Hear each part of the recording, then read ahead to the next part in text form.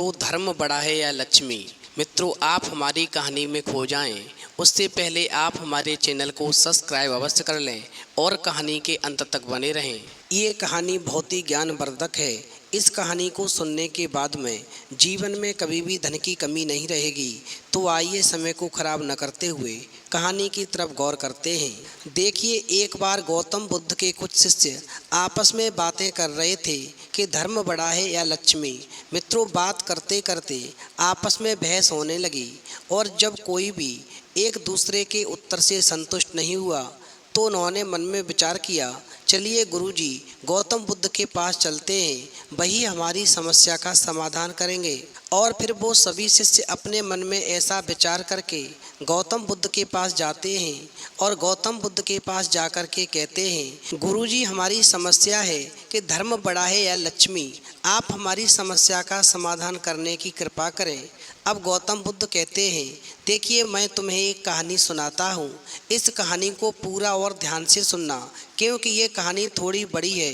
बीच में विचलित नहीं होना। यदि तुम इस कहानी को पूरा सुनोगे तो समझ पाओगे कि धर्म बड़ा है या लक्ष्मी। और जो भी इस कहानी को सही से सुनता है उसके जीवन में कभी भी धन की कमी नहीं रहती और वो अपने रास्ते से कभी भी नहीं भटकता।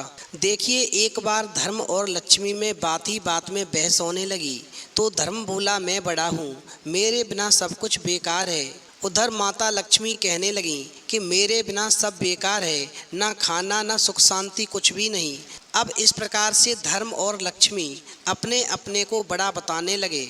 जब कोई भी निर्णय नहीं निकला तो दोनों देवता राजा इंद्र के पास गए और जाकर के बोले, आप हमारा फैसला कर दो। इंद्र ने कहा, बात क्या है? तो धर्म और लक्ष्मी कहने लगे कि हम दोनों में से कौन बड़ा है। अब तो लक्ष्मी और धर्म की बात सुनकर के इंद्र बड़े ही परेशान हो गए और मन में विचार करने लगे, यदि मैं माता लक्ष्मी को बड़ा बताता हूँ तो धर्म चला जाएगा और यदि मैं धर्म को बड़ा बताता हूँ तो लक्ष्मी माँ रूठ जाएंगी और हमेशा के लिए मैं गरीब हो जाऊँगा। अब इंद्र देवता ने बहुत ही समझदारी से निर्णय लिया, क्योंकि वो किसी को भी नाराज करके अपना नुकसान करना नहीं चाहते थे। अब वो कहने लगे, मैं सही गलत का निर्णय नहीं ले पा रहा हूँ। मैं तुमको एक बात बताता हूँ। तुम एक काम करो, तुम पृथ्वी लोक पर चले जाओ, वहाँ राजा विक्रमादित्य के पास जाओ, वो ही तुम दोनों का फैसला सही करेंगे। फिर तुम्हें मालूम पड़ जाएगा कि तुम दोनों में से कौन बड़ा है। अब इस प्रकार इंद्र देवता की बात को सुनकर के धर्म और माता लक्ष्मी पृथ्वी लोक पर राजा विक्रमादित्य के पास आ गए। अब धर्म और लक्ष्मी दोनों कहने लगे कि हम दोनों में से कौन बड़ा है, आपको सही निर्णय करना है, इसीलिए हम आपके पास में आए हैं। फिर दोनों ने राजा विक्रमादित्य के सामने अपनी अपनी बात रखी। लक्ष्मी माता बोली, मुझसे सब कुछ है, धन वैभव सुख समृद्धि। तो धर्म कहने लगा, मैं ही सबसे बड़ा हूँ, क्योंकि मुझसे ही सब कुछ होता है। अब लक्ष्मी और धर्म की बात को सुनकर के राजा विक्रमादित्य ने सोचा, फैसला कठिन है।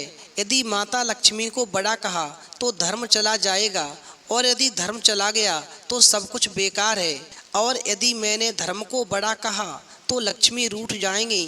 अब तो बहुत ही सोच समझ करके राजा विक्रमादित्य ने फैसला किया और कहा, देखो, धर्म बड़ा है। अब जैसे ही राजा विक्रमादित्य ने धर्म को बड़ा बताया, बस उसी समय से लक्ष्मी जी चली गईं। विक्रमादित्य ये बात जानते थे कि लक्ष्मी मुझसे रूठ गई हैं और फिर उनके पास से धीरे धीरे सब कुछ चला गया। अब उनके पास में उनका घोड़ा बचा और फिर वो उस गरीबी की हालत में अपनी बहन के घर को चल दिए। जब वे थोड़ा घर के नज़दीक पहुँचे तो बहन को उनके सैनिकों ने सूचना दी कि आपके भाई आ रहे हैं। अब बहन ने सैनिकों से पूछा कि कैसे आ रहे हैं, तो सैनिकों ने बताया कि उनका हाल बहुत बेकार है, वो फटे हाल में आ रहे हैं। अब राजा विक्रमादित्य की बहन ने सैनिकों से कहा, उनको महलों में नहीं, उनको अस्तबल में ठहराया जाए, जहाँ पर जानवरों का बसेरा होता है। और इस प्रकार से सैनिकों ने राजा विक्रमादित्य की बहन की बात को मान करके राजा विक्रमादित्य को अस्तबल में ठहरा दिया। और फिर जब शाम का समय हुआ तो उनके खाने के लिए उनकी बहन ने चोकर की रोटी भिजवाई और जब विक्रमादित्य ने उन रोटियों की हालत देखी तो रोटी को प्रणाम करके उन रोटियों को वहीं पर गाड़ दिया और कहा, मैं वापस में आकर ले लूँगा। और फिर इस प्रकार वहाँ से चल दिए। अब कुछ दिनों के बाद में विक्रमादित्य अपने मित्र के घर पहुँचे। वहाँ मित्र ने उनका बहुत ही स्वागत सत्कार किया। जिस स्थान पर उनको खाना खिलाया गया उस जगह पर मित्र की पत्नी का नौलखा हार खूंटी पर टंगा था। देखते ही देखते खूंटी जो थी उस हार को लीलने लगी। जब खूंटी उस नौलखा हार को खा जाती है, अब जब मित्र की पत्नी ने अपने नौलखा हार को खूंटी पर नहीं देखा तो वो अपने पति से कहने लगी कि मेरा हार इसी खूंटी पर टंगा हुआ था, आपके मित्र ने ही चुराया है। उन्होंने अपनी पत्नी को बहुत समझाया कि ये हार मेरे मित्र ने नहीं चुराया है, लेकिन फिर भी उनकी पत्नी नहीं मानी। अब इतना सब सुनने के बाद भी विक्रमादित्य ने कोई सफाई नहीं दी और उस समय वो वहाँ से चल दिए, क्योंकि वो जानते थे लक्ष्मी जी मुझसे पूरी तरह से रुष्ट हैं, क्योंकि मैंने धर्म को बड़ा बताया है। इस समय पर मेरी पेश नहीं जाएगी। यदि मैं सफाई भी दूंगा कि मैंने चोरी नहीं की है तो भी मेरी एक भी बात नहीं चलेगी। अब इस प्रकार से विक्रमादित्य वहाँ से चलते चलते दूसरे शहर में पहुँचे। इतने ज़्यादा थक चुके थे कि एक पेड़ के नीचे विश्राम करने लगे।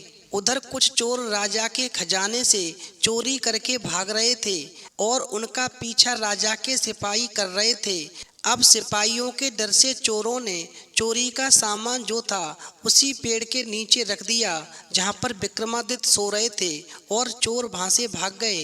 अब सैनिकों ने चोरी का सामान उसी पेड़ के पास में रखा देखा तो चोर समझ गए कि इसी व्यक्ति ने ये चोरी की है और फिर राजा के सैनिकों ने विक्रमादित्य को पकड़ करके सामान सहित राजा के सामने पेश किया।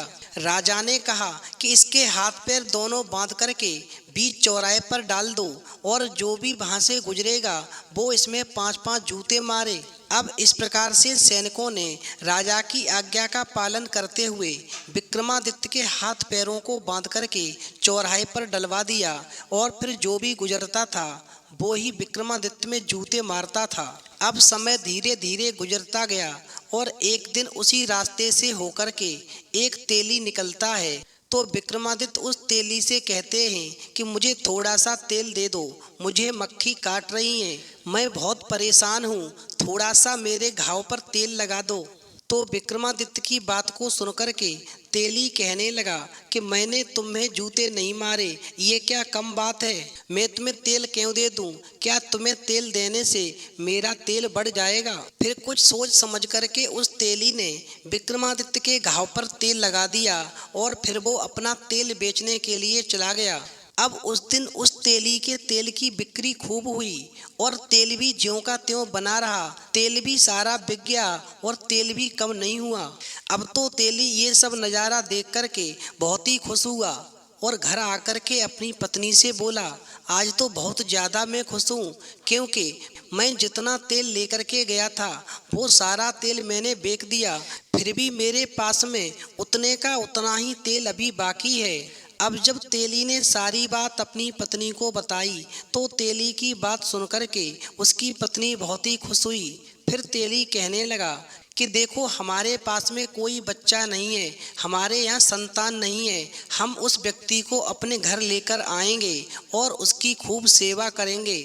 जब एक बार उसके घाव पर तेल लगाने से हमारी इतनी बढ़ोतरी हुई है तो जब हम उसकी सेवा करेंगे तो हमारे यहाँ पर सुख समृद्धि की कोई कमी नहीं रहेगी। और ऐसा सोच करके वो तेली राजा के पास जाता है और राजा से जाकर कहता है, महाराज, हमारे कोई संतान नहीं है, हम ये चाहते हैं कि आपने जिस व्यक्ति के हाथ पैर बंधवा करके चौराहे पर डलवा दिया है उस व्यक्ति को हम घर ले जाएं। अब तेली की बात को सुनकर के राजा ने कहा, ठीक है, तुम उसे ले जाओ, उसकी किसी को कोई ज़रूरत नहीं। अब इस प्रकार राजा की आज्ञा पाकर के वो तेली जो था राजा विक्रमादित्य को अपने घर ले आया। जब तेली विक्रमादित्य की रोज सेवा करने लगा तो तेली के दिन अच्छे से गुजरने लगे। अब उसी राज्य में राजा की एक बेटी थी जो बहुत ही बुद्धिमता थी। वो रात में सबके सो जाने के बाद में दीपक राग गाती थी और दीप प्रज्वलित करती थी, फिर उनको बुझा देती थी। लेकिन क्या देखती थी कि थोड़ी ही देर में वो दीपक अपने आप जल जाते थे। फिर वो राजा की बेटी अपने मन में सोचती है कि मैं जब सोती हूँ तो ये दीपक बुझा देती हूँ, लेकिन फिर ये दीपक अपने आप कैसे जल जाते हैं। अब वो इस प्रकार से अपने मन में विचार करने लगी कि ये करिश्मा केवल विक्रमादित्य ही कर सकते हैं, क्योंकि उनके सिवा दीपक राग कोई भी नहीं जानता।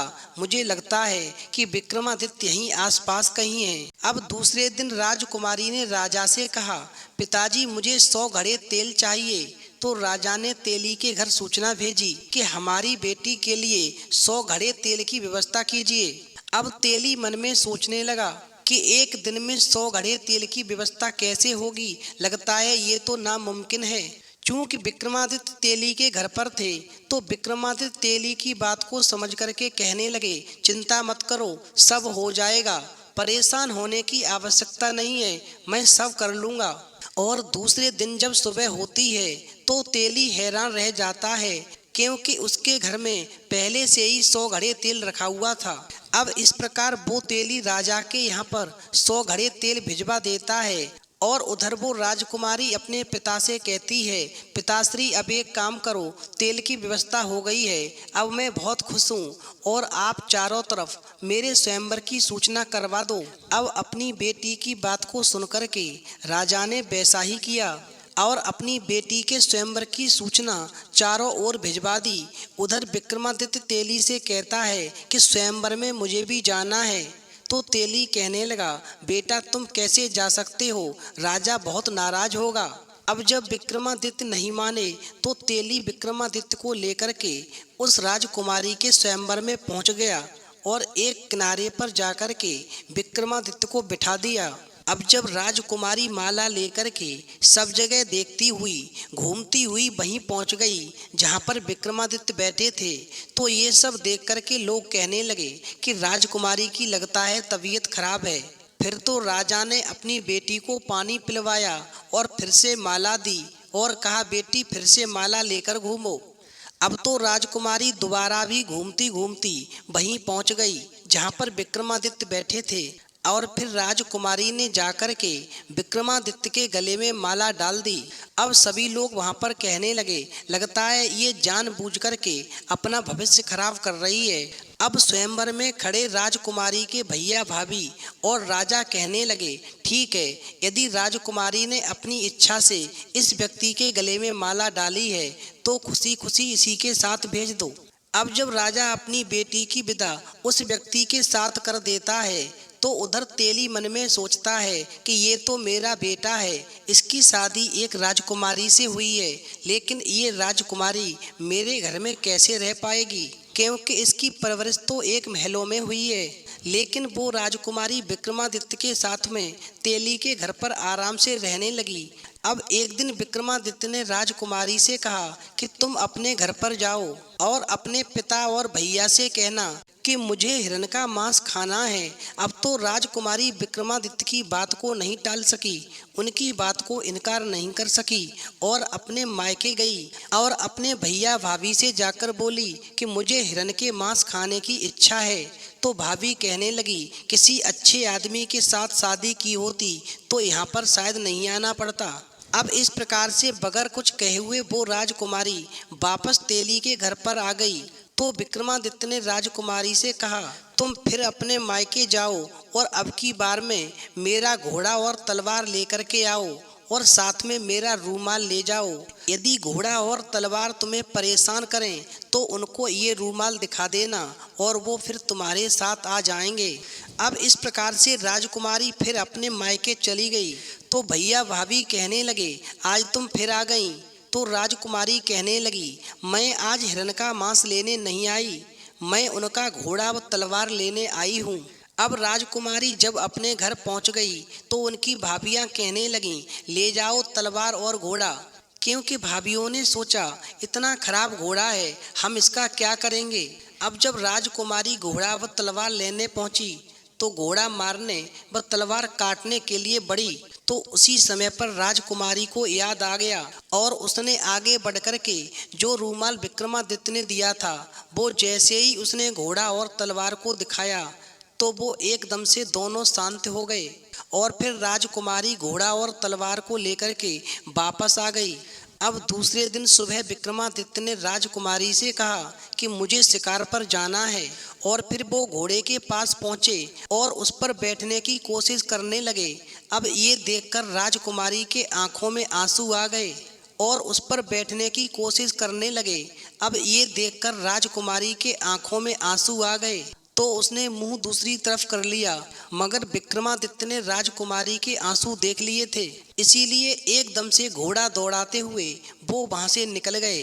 अब जंगल में दूर जाकर के विक्रमादित्य ने हिरन, शेर व अनेक जानवरों का शिकार किया और उनकी पूंछ व कान काट लिए और उनको वहीं पर छोड़ दिया। अब थोड़ी देर के बाद में राजकुमार अपने सैनिकों सहित वहां पर आए और वहां पर शेर, हिरन, अन्य जानवरों के शिकार के सबको देख करके बहुत ही खुश हुए और उस शिकारी को धन्यवाद दिया जिन्होंने उनका शिकार किया था।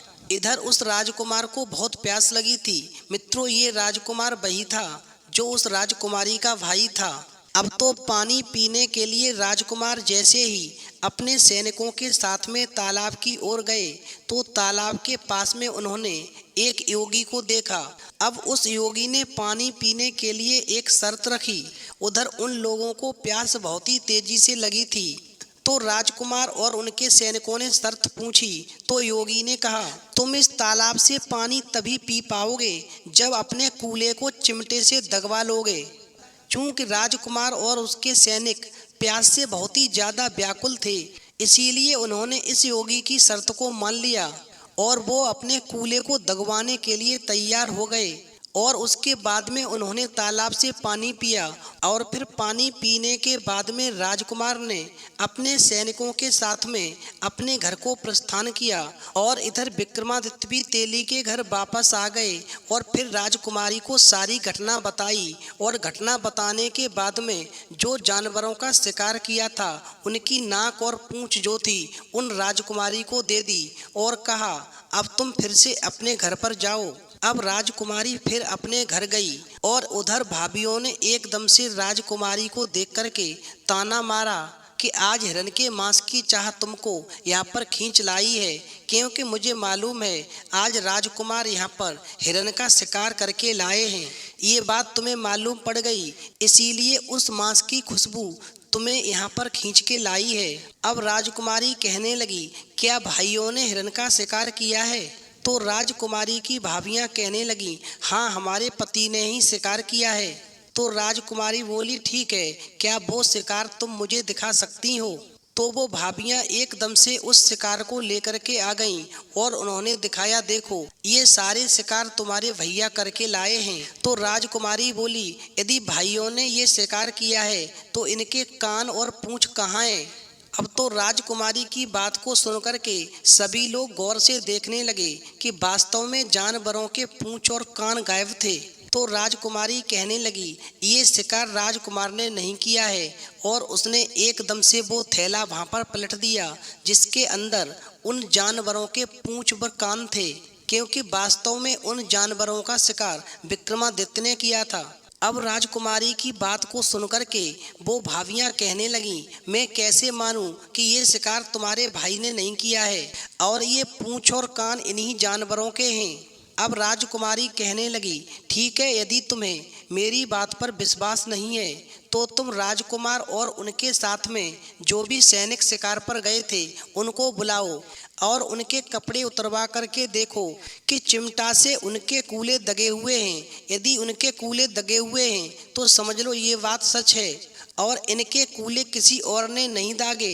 इनके कूले तालाब पर पानी पीने से पहले एक योगी ने दागे थे और वो योगी कोई और नहीं, मेरे पति विक्रमादित्य हैं। अब तो राजकुमारी की बात को सुनकर के उसके मायके वालों को बहुत ही गिलानी हुई और फिर वो सभी लोग राजकुमारी के साथ में तेली के घर पर गए और उनसे माफ़ी मांगने लगे और कहने लगे, हमें माफ़ कर दो। लेकिन विक्रमादित्य ने कहा कि आप लोग शर्मिंदा न हो, आप लोगों का इसमें कोई कसूर नहीं है। अब तेली को जब मालूम पड़ा ये कोई साधारण व्यक्ति नहीं, ये तो राजा विक्रमादित्य हैं, तो तेली हाथ जोड़कर कहने लगा, आप मुझे क्षमा कर दें।